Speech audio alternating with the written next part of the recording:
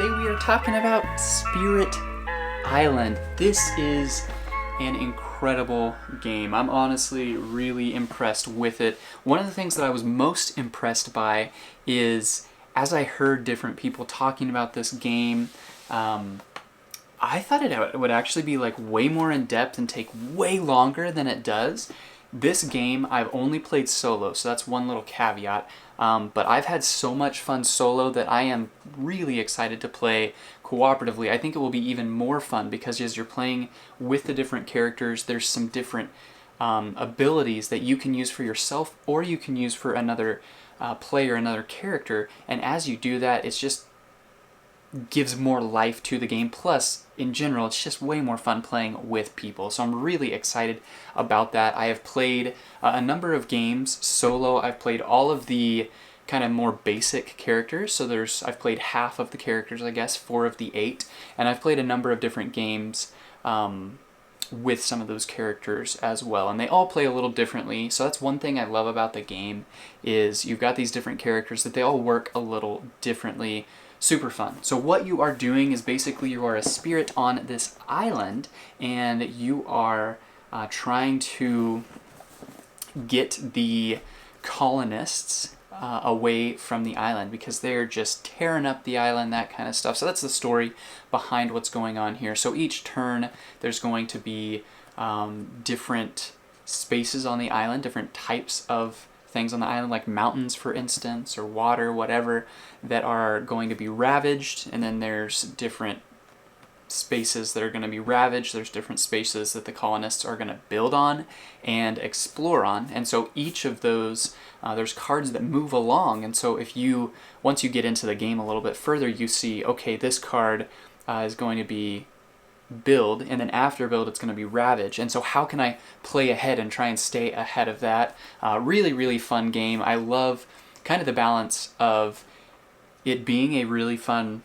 theme and just a fun story, I think, and then also just kind of that mental puzzle that you're trying to solve. There's enough that you feel like you can pretty quickly come up with the best idea of what to do.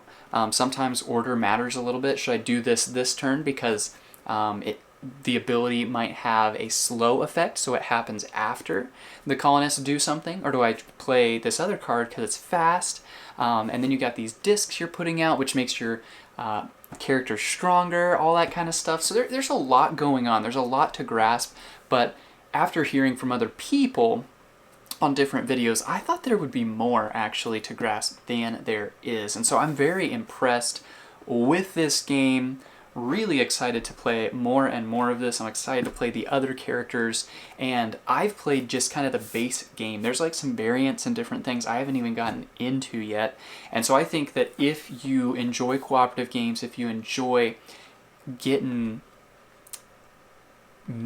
mental, I don't know, it's definitely a strategic mental game. It's not quite as deep as some others. There's some others where I feel like there's so many variants, it's hard to track. And so that's what I like about this, is it's got that mental aspect to it, but it's not so crazy that it's just a terribly long game. Every game I've played in under an hour. I've played a lot of games in 30 minutes, and I just did not expect that at all. I mean, even on the box it says 90 minutes to 120 minutes, and I'm sure they're expecting more people to play. If you're playing a 4-player game, it's going to take a lot longer. I can guarantee you that, probably.